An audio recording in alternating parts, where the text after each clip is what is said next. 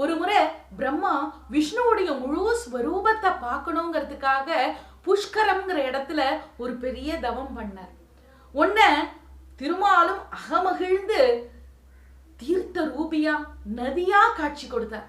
ஆனா பிரம்மாவுக்கு அதுல திருப்தி இல்லை. திரும்பவும் தவம் பண்ணார். உடனே நைமி சாரண்யமா பெரும் காடா காட்சி அளித்தார். அதுலயும் பிரம்மாவுக்கு திருப்தி இல்லை. சரி, நேரடியா நம்ம பெருமாள் கிட்டயே கேட்டுருவோமேன்னு நேர பெருமாள் கிட்ட போய், நான் உன்னை எப்படி தெரியுமா பார்க்கணும்னு நினைக்கிறேன், சங்கு சக்கரதாரியா திவ்ய மங்கள ஸ்வரூபமா அச்சாரூபமா நீ காட்சி தரணும்னு நான் நினைக்கிறேன் அப்படின்னு உடனே பெருமாள் சிரிச்சுக்கிட்டே சொன்னாராம், அதுக்கு நீ 100 அசுவமேத யாகம் பண்ணுங்க, பண்ணதுக்கு அப்புறம் நான் நேர்ல வந்து காட்சி தரேன், அப்போ உங்ககிட்ட இருந்து அபிர்வாகத்தை வாங்கிக்கிறேன் அப்படின்னார். உடனே அப்படியே தகச்சு போயிட்டார் பிரம்மா.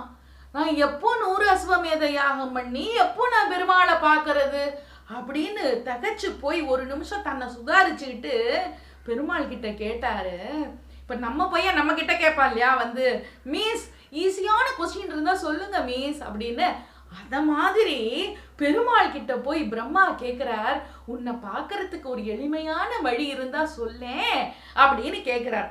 உடனே பெருமாளும் என்ன சொல்றார், சத்தியவிரத கஷேத்திரம்னு சொல்லக்கூடிய காஞ்சிபுரத்துக்கு போ, ஒரே ஒரு அசுவமேத யாகம் பண்ணு, காஞ்சிபுரத்துல ஒரு முறை பண்ணினா 100 முறை பண்ணதற்கான பலன் கிடைக்கும், அதனால அங்க போய் யாகம் பண்ணுங்கிறார்.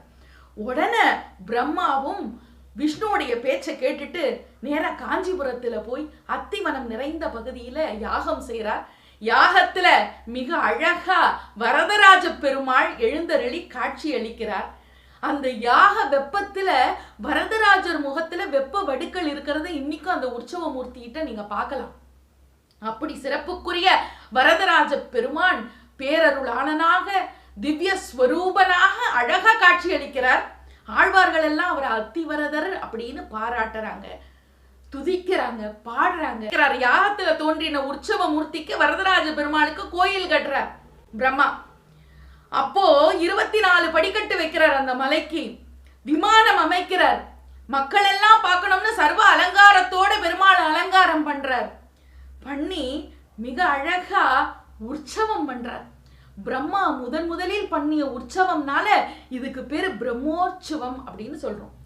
40 வருடத்திற்கு ஒரு முறை இந்த அனந்தசரஸ் திருக்குளத்துல நம்முடைய அத்திவரதர் எழுந்தருளுவார்.